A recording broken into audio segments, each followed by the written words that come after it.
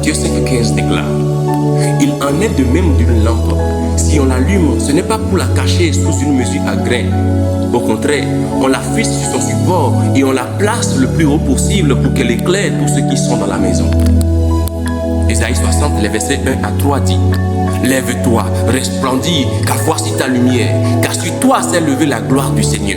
Voici que les ténèbres couvrent la terre et une nuée sombre couvre les peuples. Mais sur toi, l'Éternel se lèvera lui-même comme un soleil et l'on verra sa gloire apparaître sur toi.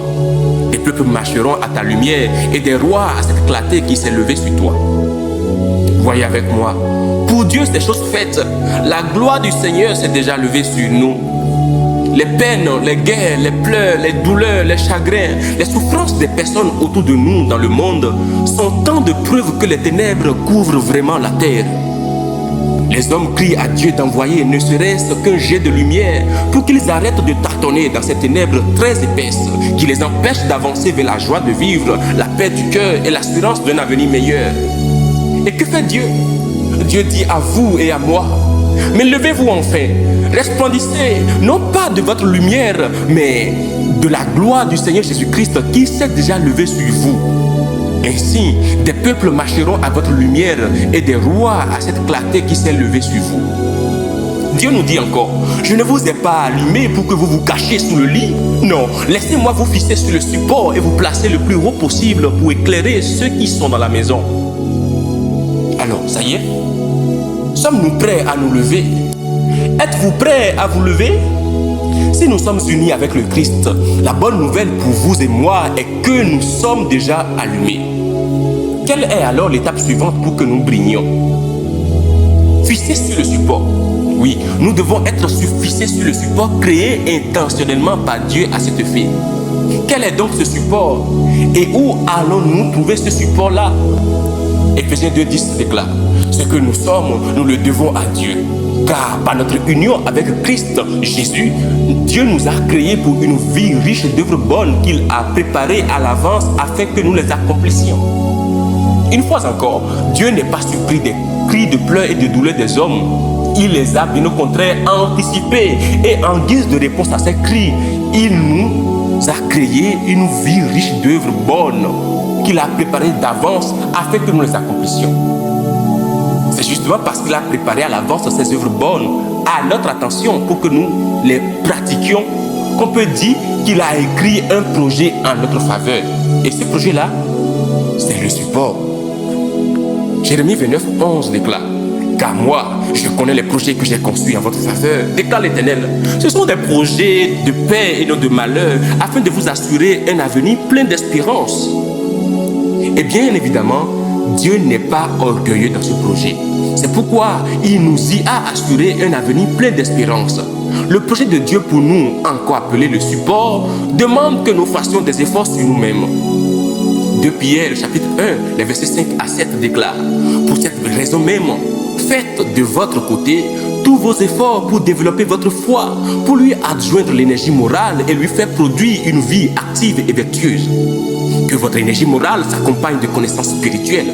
À la connaissance spirituelle, ajoutez la maîtrise de soi. À la maîtrise de soi, l'endurance dans l'épreuve.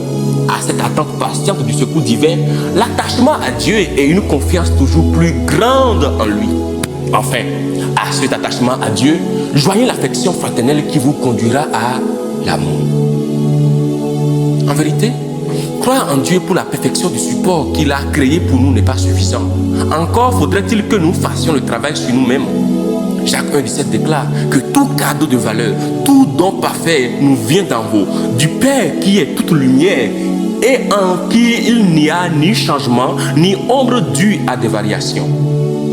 Par exemple, l'épée pour la guerre est parfaite, mais c'est le soldat qui travaille sur lui-même par son entraînement intentionnel pour mieux la manier.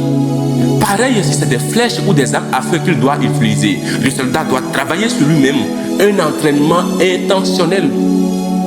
Le support de Dieu est parfait.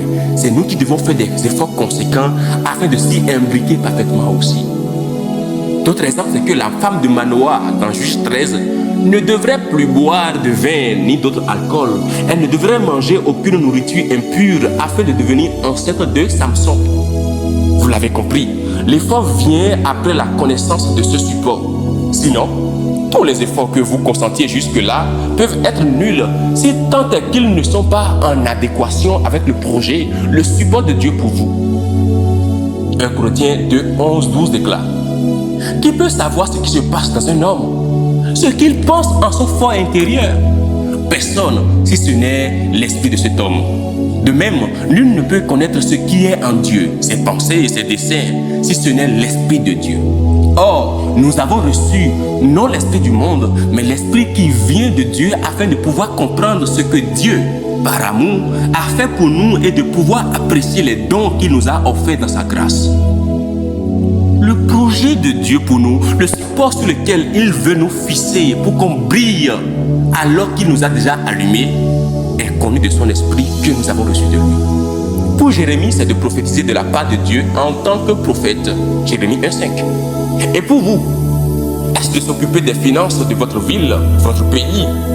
Est-ce de prendre soin des enfants et sous quel format?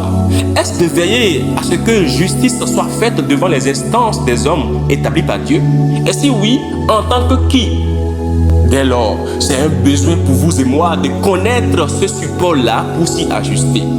C'est justement parce que nous en avons besoin qu'il faut prier. Philippiens 4,6 dit: ne vous inquiétez de rien, mais en toute chose, faites connaître à Dieu vos besoins par des prières, des supplications avec action de grâce. C'est notre responsabilité de nous tenir dans la présence du Père grâce au sang de Jésus et au moyen de son esprit en nous, afin de télécharger dans notre intelligence son projet, son support pour nous. Qu'est-ce que nous devons comprendre?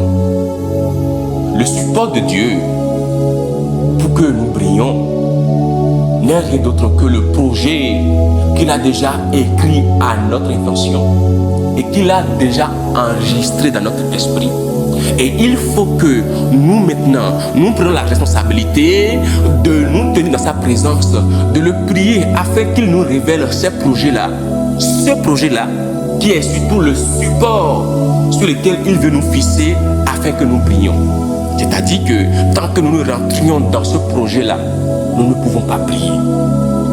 Et la bonne nouvelle, c'est que ce projet que Dieu a fait intentionnellement pour nous n'est pas orgueilleux. Ce projet vise également à vous donner, à vous et à moi, un avenir plein d'assurance. Prions. Père, dans le nom de Jésus, je te rends grâce de ce que tu m'as aimé le premier. Et parce que tu m'as aimé, tu as voulu que je sois véritablement un instrument que tu utilises pour régner. Tu as voulu déléguer le règne de Dieu sur terre au travers de moi. Et voici pourquoi tu as écrit un projet propre à tes desseins, un projet selon le conseil souverain de ta volonté que tu as enregistré dans mon esprit. Aujourd'hui, je me tiens dans ta présence, je prie dans le nom de Jésus le Christ. Donne-moi par ton esprit sagesse et révélation dans ta connaissance. Je veux connaître quel est ce projet-là.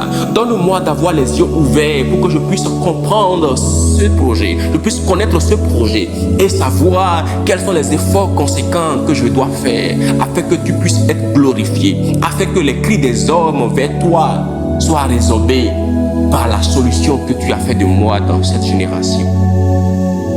Merci Père de ce que ton esprit me révèle ces choses. À toi la gloire au nom puissant de Jésus-Christ. Amen. Vous avez écouté ceci et vous n'avez pas encore reçu l'Esprit de Dieu. Faites cette prière avec moi. Jésus-Christ, j'ai entendu ta voix. Voici, je t'ouvre la porte de mon cœur. Pardonne-moi mes péchés et purifie-moi de toute iniquité. Entre et règne dans ma vie comme mon Seigneur et mon Sauveur.